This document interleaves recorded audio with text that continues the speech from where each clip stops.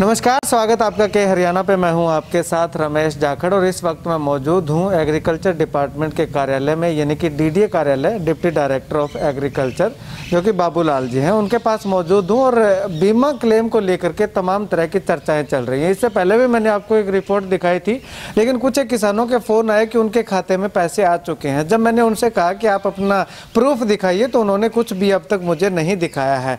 तो उस पर दोबारा से एक बार और काउंटर जो करने के लिए, उनको काउंटर चेक करने के लिए मैं फिर से बाबूलाल जी के पास पहुंचा हूं। इनसे बातचीत करते हैं कि जो बीमा कटा था, बीमा क्लेम जो है वो कपास की फसल का, वो कब तक आएगा। बाबूलाल जी, बहुत सारे सवाल चल रहे हैं, बहुत सारी चर्चाएं चल रही हैं कि आखिर बीमा क्लेम कब आएगा।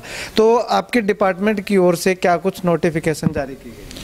देखिए, जो पीछे खरीफ, अगर हम कॉटन की बात करें खरीफ 2019 की, उसका जो क्रॉप कटिंग एक्सपेरिमेंट हो चुके हैं, उसकी टेबुलेशन चारों क्रॉप की हेडक्वार्टर जा चुकी है और कंपनी के पास भी जा चुकी है। और उम्मीद है, जब कंपनी से बात की है तो उम्मीद है कि फर्स्ट वीक ऑफ मार्च में कह रहे हैं कि किसानों का जो क्लेम है बनता है वो डिस्ट्रीब्यूट कर दिया जाएगा।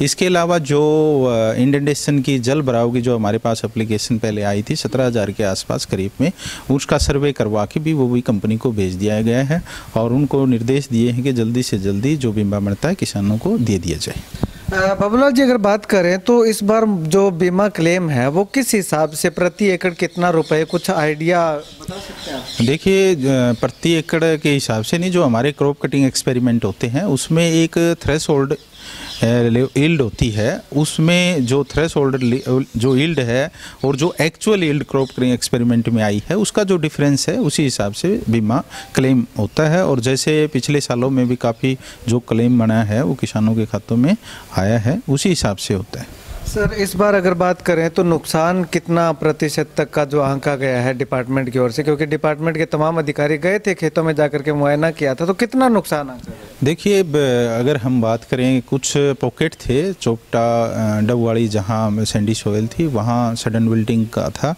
और कई हम बात करें तो इनमें कहीं 40% भी था, कहीं 35 भी था, कहीं 50 भी था।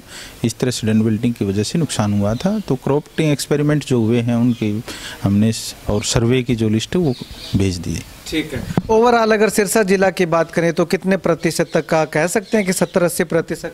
देखिए, जो क्रॉप कटिंग एक्सपेरिमेंट होते हैं वो विलेज टू विलेज होते हैं और उसमें अलग अलग विलेज की अलग अलग थ्रेशोल्ड लेवल यील्ड आती है।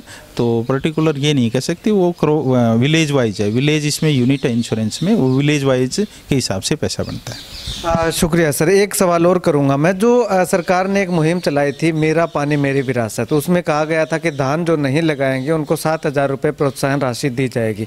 तो क्या वो राशि भी किसानों के खातों में आ चुकी है? जी, जो मेरा पानी मेरी विरासत में है वो किसानों के खाते में सिरसा ज़िले में जा चुकी है, और जो भी थोड़ी बहुत है वो जल्दी से जल्दी इस फरवरी में डाल देंगे हम। जिन किसानों ने बीमा नहीं करवाया उनको सरकार मुआवजा देगी, उसके बारे में आपके पास कोई नोटिस? वो हमारा उसमें नहीं है, वो रेवेन्यू डिपार्टमेंट से तो यानी कि मान के चलें कि मार्च के शुरुआत में बीमा क्लेम जो है वो डलना शुरू हो जाएगा। हाँ, कंपनी अभी तक जो हमारे यहाँ बैठते हैं उनसे मैं टाइम टू टाइम मीटिंग करता हूँ, तो उन्होंने यही कहा है कि फर्स्ट वीक ऑफ मार्च में जो क्लेम है बीमा कंपनी के द्वारा जो बनेगा वो किसानों के खातों में डाल दिया जाएगा। अब तक एक भी किसान के खाते में बीमा क्लेम नहीं डला?